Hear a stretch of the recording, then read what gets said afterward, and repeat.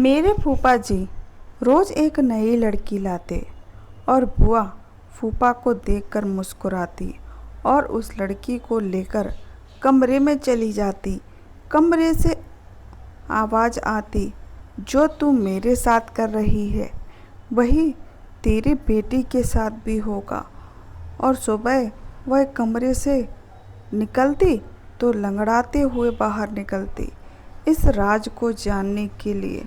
एक दिन मैं बुए के कमरे में छुप गई और उसके बाद जो हुआ वह देखकर मेरी तो रूह कांप गई, क्योंकि उस लड़की के साथ तो मेरा नाम रिया है और मैं अपने बुआ और फूफा के साथ रहती हूँ।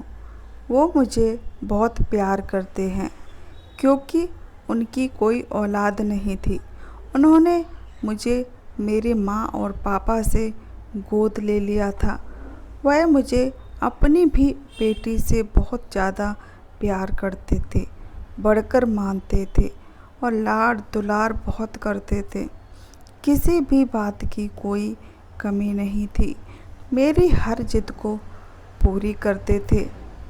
एक दिन की बात है, एक रात फूफा जी एक नई लड़की को लेकर आए। उसे बुआ अपने कमरे में लेकर चली गई और उसके बाद फूफा जी ने कहा, तुम मेरे लिए खाना लेकर आओ। तो मैंने फूफा जी को खाना दे दिया। फूफा जी हाल में ही सो गए। अपने कमरे में जाकर मैं भी सो गई। दूसरे दिन फूफा जी एक नई लड़की को लेकर आए। आखिर यह सब क्या चक्कर है, मैंने बुआ जी से पूछती हूँ। पर ऐसे ही मैंने बुआ से पूछा तो बुआ जी ने मुझे डांट कर बोला, इससे तुम्हें कोई मतलब नहीं है, तुम अपने काम से काम रखो। और बुआ जी ने मुझे खूब डांटा, बोला को इस काम से तुम्हें कोई भी मतलब नहीं है। तुम्हें किसी भी चीज़ की ज़रूरत हो तो मुझे बताना। आज तक बुआ और फूफा जी ने मुझे कभी भी नहीं डांटा था, पर आज अब तो यह रोज़ का हो गया था। फूफा जी एक लड़की को लाते और बुआ जी फूफा की तरफ मुस्कुराकर लड़की को कमरे में लेकर चले जाते। उस रात मैं बुआ जी के कमरे के बाहर जाकर सुनने लगी। आखिर कमरे में क्या होता है, कान लगाकर सुनने लगी तो अंदर से रोने की आवाज़ आ रही थी और वह लड़की रोते हुए कह रही थी, आज जो मेरे साथ तू कर रही है कल वही तेरी लड़की के साथ भी ज़रूर होगा। यह सब सुनकर मेरे तो पैरों तले से ज़मीन ही खिसक गई। फिर मुझे याद आया कि मेरी बुआ की एक फ्रेंड है जो अक्सर बुआ जी से मिलने घर पर आती हैं। तो मैंने सोचा उनको कुछ पता हो, क्योंकि जैसे ही बुआ जी से मिलने घर पर आती हैं बुआ जी उनको अपने कमरे में ले जाती हैं। तो अकेले में पता नहीं क्या बातें करती हैं।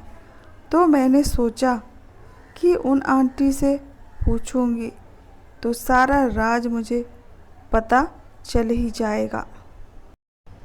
जैसे ही वह आंटी बुआ जी से मिलने आई तो आंटी से पूछा कि आंटी आप घंटों तक अकेले में क्या बात करती हो। तो आंटी बोलती हैं कि मैं कपड़े डिज़ाइनर की बात करती हूँ। हाँ, माँ को अच्छी अच्छी डिज़ाइनर पूछती हैं। तो मैंने आंटी से बोला, अच्छी अच्छी डिज़ाइनें तो मुझे भी आती हैं। यह सब बोलकर मैं छत पर चली गई और छत पर आंटी आई और मुझसे पूछने लगी कि तुम्हें कौन सी डिज़ाइन पता है, मुझे बता दो। मैंने उससे कहा कि अभी पैंट और सूट बहुत ही ज़्यादा चल रहा है। तो आंटी पूछने लगी कि कल शायद कोई मेहमान आया था क्या तुम्हारे घर पे? बुआ ने कहा, हाँ आया था, मेरी दूर के रिश्तेदार की एक लड़की आई थी।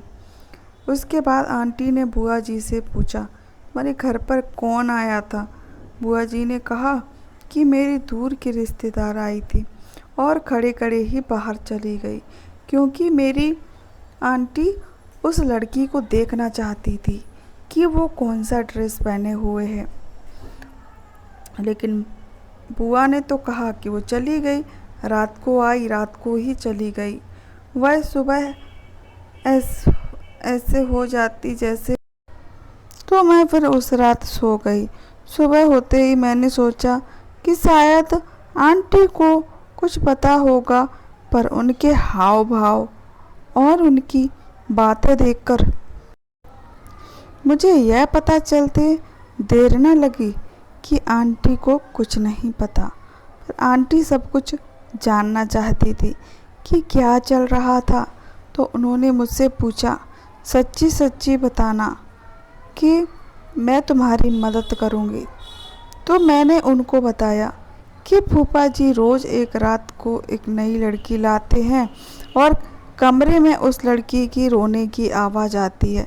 सुबह कमरे से वो बाहर निकलती है तो लंगड़ाते हुए निकलती है।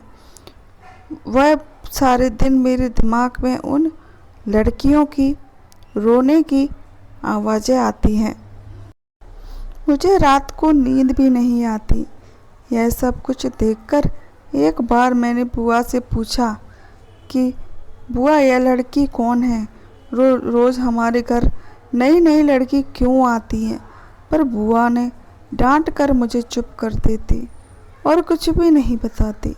इसलिए मैंने सोचा कि शायद आपको पता हो, इसलिए आपसे पूछा, और आपको कुछ नहीं पता। आंटी ने कहा, तुम चिंता मत करो, हम दोनों मिलकर इस बात का पता लगाएंगे कि आखिर क्या चल रहा है।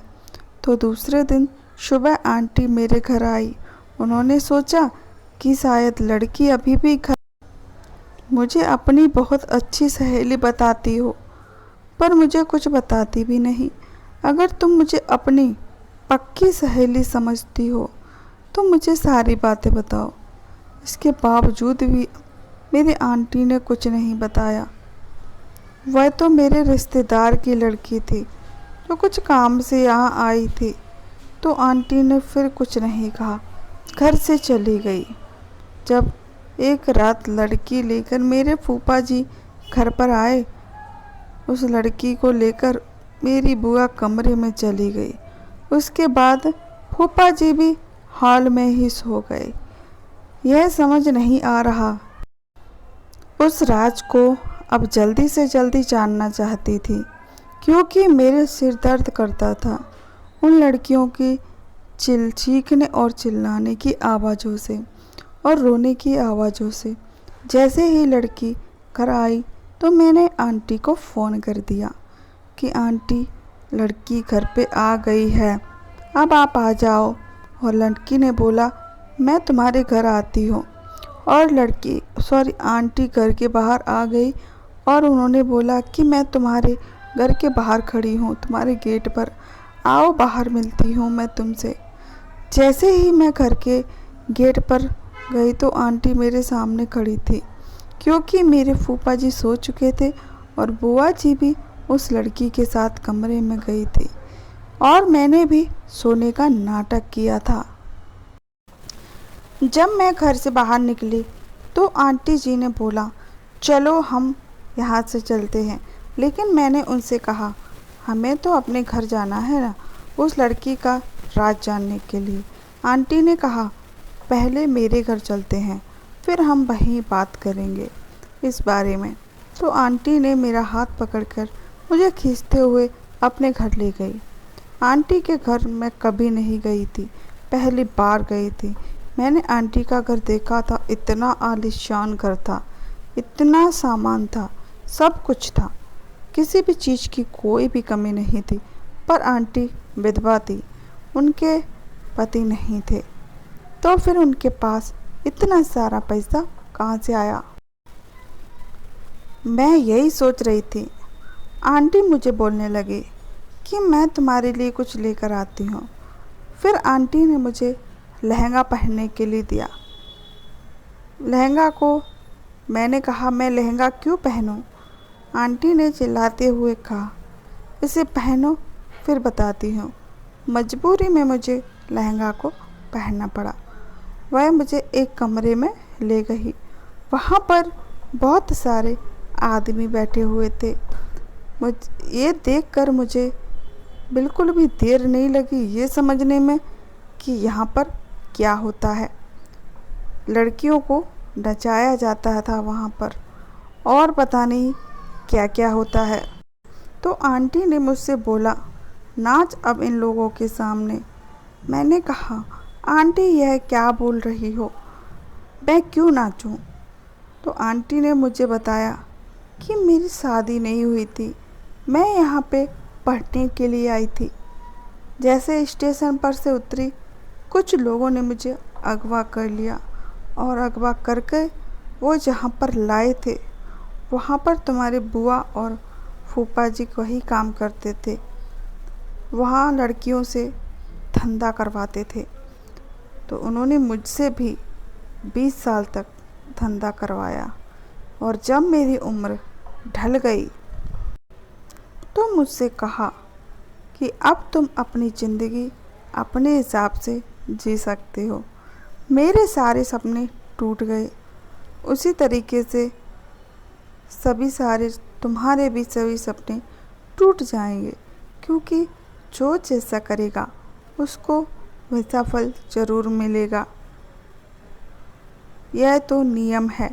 आंटी ने मुझे बताया कि रोज़ रात को मेरे फूफा जी लड़कियों को लाकर धंधा करवाते हैं। आंटी ने कहा कि मुझे यह नहीं पता था कि यह काम वो अभी तक करते हैं। वह बोल रही थी, उन्हें लगा कि शायद अब तक उन्होंने ये काम छोड़ दिया होगा।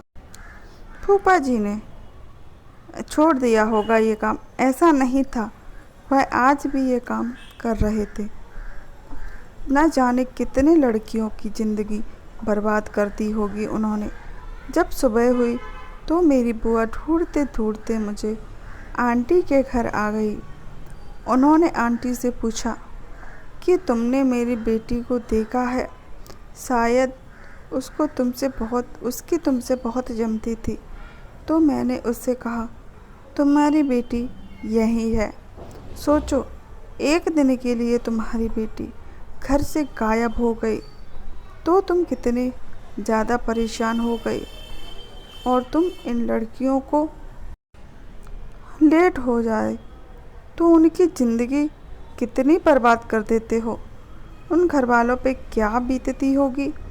सोचा है, तुम्हारी लड़की आज रात भर मैंने नचाया, आज वह भी कमरे से लंगड़ाते हुए बाहर जाएगी। आज तुम्हें पता चलेगा कि माँ बाप का दर्द, जिनके लड़कियों के साथ तुमने यह सब किया। मेरी बुआ ने कहा, यह क्या बोल रही हो तुम? मैं सच कह रही हूँ।